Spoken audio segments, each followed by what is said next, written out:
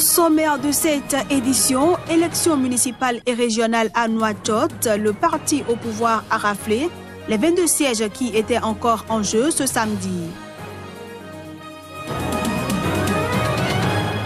Le président soudanais a présidé la cérémonie de prestation de serment du nouveau cabinet composé de 21 membres au palais présidentiel de Khartoum.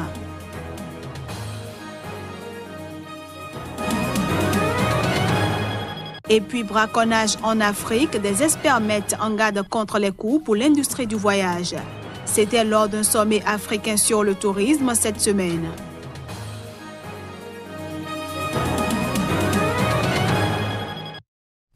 C'est un plaisir de vous retrouver en ce premier jour de la semaine. Bienvenue à toutes et à tous. En Mauritanie, dans l'attente des résultats du second tour des élections législatives, régionales et municipales qui se sont tenues samedi dernier, la commission électorale a donné ce dimanche les premières tendances. La totalité des résultats devrait être connue au plus tard mardi soir.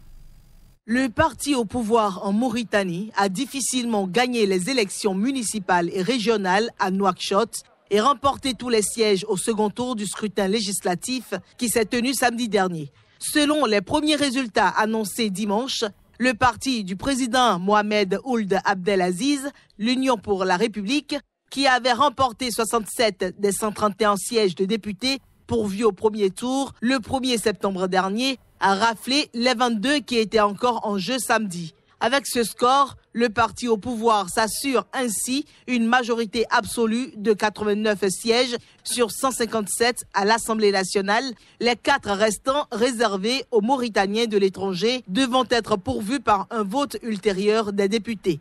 En revanche, à Nouakchott, l'UPR a arraché le conseil régional avec environ 1 point de pourcentage devant le parti islamiste Tewassoul, à la tête d'une coalition de l'opposition radicale pour ce scrutin dans la capitale. C'est ce qu'a indiqué le porte-parole de la Commission électorale nationale indépendante, Mostafa Sidel Mokhtar. Sur le plan municipal, le parti au pouvoir a remporté 6 des 9 communes de Nouakchott, parfois avec des écarts de quelques dizaines de voix, améliorant toutefois sa position par rapport aux 5 qu'il détenait depuis 2013.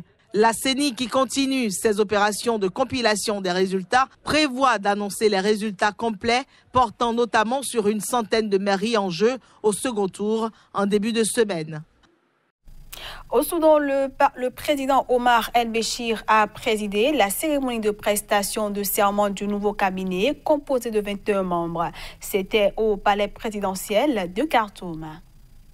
Après le limogeage du cabinet sortant par le président Omar El-Béchir, le parti au pouvoir au Soudan a dévoilé la composition du nouveau gouvernement. Plusieurs ministres du gouvernement précédent font partie du nouveau, mais le ministre des Finances, Mohamed Osman Al-Rikabi, a été remplacé par Abdallah Hamdok, alors que Ahmed Bilal a été nommé ministre de l'Intérieur. Nous avons une matrice mécanique et électrique et nous avons besoin de pièces de rechange et de maintenance car vous savez que tous ont des problèmes. Nous importons également 40% de nos besoins pour lesquels nous avons besoin de devises étrangères et tout le monde au Soudan connaît la situation des devises étrangères. Les membres du nouveau gouvernement, formé de 21 ministres, doivent avoir leur première réunion ce lundi. Le nouveau Premier ministre haïtien Jean-Henri Séan, nommé début août par le président Jovenel Moïse, a répondu aux questions des élus. Les députés de la majorité ont exigé la fin des débats contre la volonté des représentants de l'opposition. Les députés haïtiens ont investi tôt dimanche le nouveau gouvernement après une séance marathon de plus de 10 heures. Celle-ci a été écourtée par les élus de la majorité à la colère de l'opposition. C'est donc dans une ambiance surchauffée que 84 députés ont voté en faveur du nouveau chef du gouvernement. 5 autres ont voté contre son projet de politique générale et 4 se sont abstenus. Jean-Henri Séan, notaire de profession, a été 2 fois candidat malheureux à l'élection présidentielle. Cette approbation est une étape essentielle pour le pouvoir exécutif qui a pour mission d'apaiser le climat socio-économique, toujours tendu après 3 jours d'émeutes en juillet qui avaient poussé à la démission du Premier ministre Jacques-Guy Lafontaine.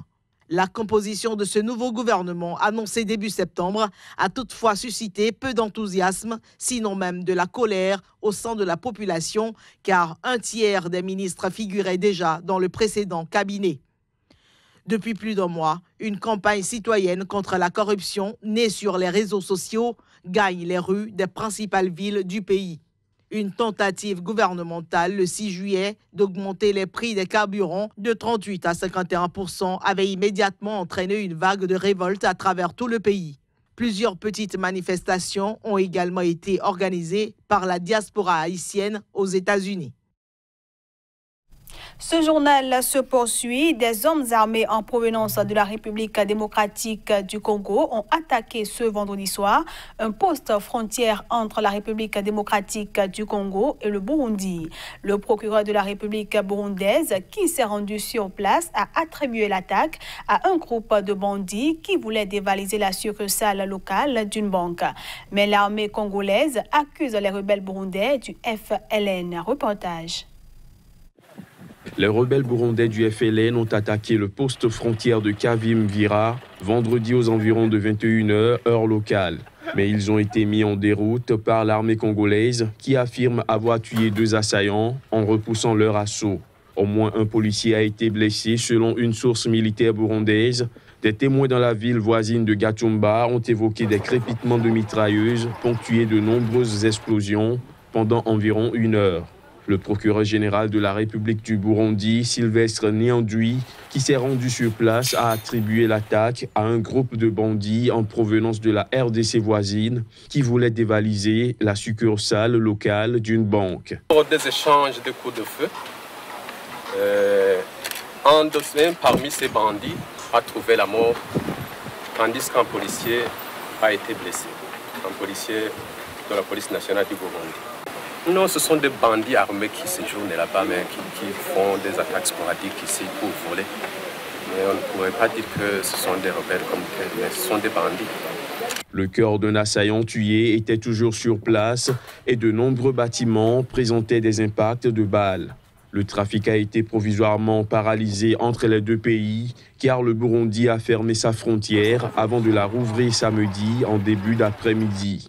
Les rebelles burundais mis en cause sont basés dans l'est de la République démocratique du Congo et mènent régulièrement des petites attaques dans le secteur frontalier des 2 pays. En Afrique du Sud, le président Cyril Ramaphosa a prononcé le discours d'ouverture de la 19e conférence commémorative annuelle de Steve Biko. À cette occasion, il a déclaré que son pays ne devrait pas être aveuglé par la corruption, faisant référence à la famille Gupta qui est accusée de corruption dans ses rapports avec le gouvernement sous la présidence Zuma.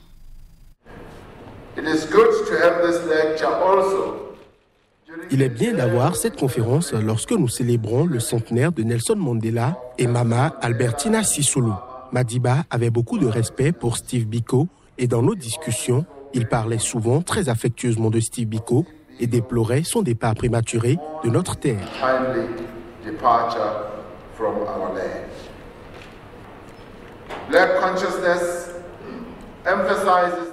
La conscience noire met l'accent sur le mode de vie que les opprimés de l'apartheid devraient adopter pour incarner un esprit libéré.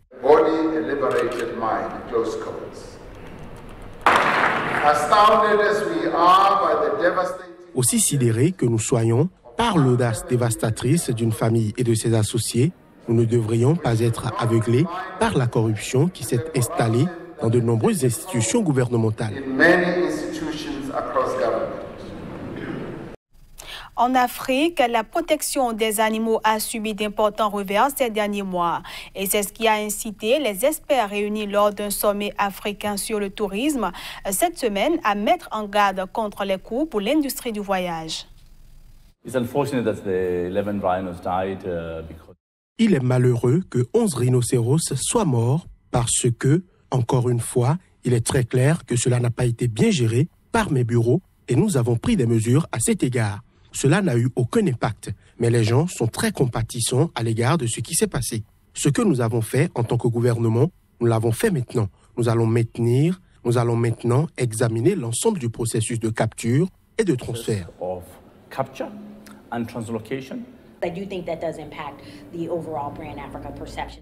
Je pense que cela a aussi un impact sur la perception globale de la marque Afrique.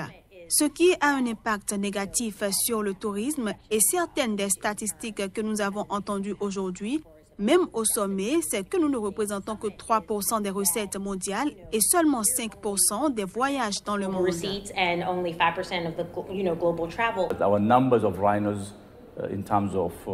Notre nombre de rhinocéros en termes de protection a augmenté. Les rhinocéros et les éléphants sont aujourd'hui au nombre de 1200, plus 1200 rhinocéros que nous avons au Kenya. De nouveau, presque 300 rhinocéros il y a 30 ans. Nous avons 35 000 éléphants en ce moment au Kenya. Il y a 30 ans, nous n'en avions que 16 000. Tous nos programmes de lutte contre le braconnage et de protection de la faune ont donc été louables. Poignardé à l'abdomen il y a 10 jours, Jair Bolsonaro, candidat d'extrême droite à la présidentielle brésilienne, a quitté ce dimanche l'unité de soins intensifs de l'hôpital israélite Albert Einstein de Sao Paulo. Il a depuis son lit d'hôpital critiqué le système de vote électronique. Reportage. Poignardé à l'abdomen il y a 10 jours, Jair Bolsonaro, candidat d'extrême droite à la présidentielle brésilienne, critique depuis son lit d'hôpital le système de vote électronique. Il met également en garde contre la fraude lors des scrutins d'octobre. Le récit, c'est que je vais perdre contre n'importe qui au deuxième tour. La grande préoccupation n'est pas vraiment de perdre à l'élection, c'est de perdre à cause de la fraude. Cette possibilité de fraude au second tour, même au premier, est concrète.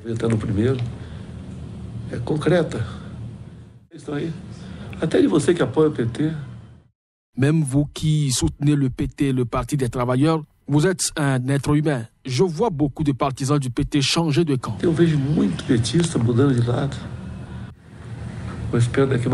J'espère que dans une semaine, si Dieu le veut, je serai à la maison à parler tous les soirs pendant l'horaire gratuit des élections. À 3 semaines du premier tour de la présidentielle, aucune prévision n'est donnée sur la durée de son hospitalisation, qui avait été fixée à une dizaine de jours après l'attentat, mais devrait être nettement prolongée après les dernières complications. Et puis le tout premier championnat d'Afrique de football freestyle s'est terminé dans la plus grande ville du Nigeria, Lagos. Et c'est l'Ivoirien Ben Abdul Nader Koné qui a remporté la victoire. En tant qu'Africain, c'est important pour moi parce que il y aura beaucoup d'opportunités. Et moi, comme ça, je suis un exemple de plein d'enfants, de plein de jeunes en Afrique qui veulent faire comme moi. Et vraiment, c'est un plaisir. Tout ce qui peut rendre les gens heureux, tout ce qui peut rendre les jeunes plus en forme et en meilleure santé, tout ce qui peut aussi mettre de l'argent sur la table pour les gens et les rendre indépendants, c'est s'éloigner de l'appauvrissement. Tout ce qui peut apporter du bonheur dans le monde, je suis partant et voilà ce que cela représente.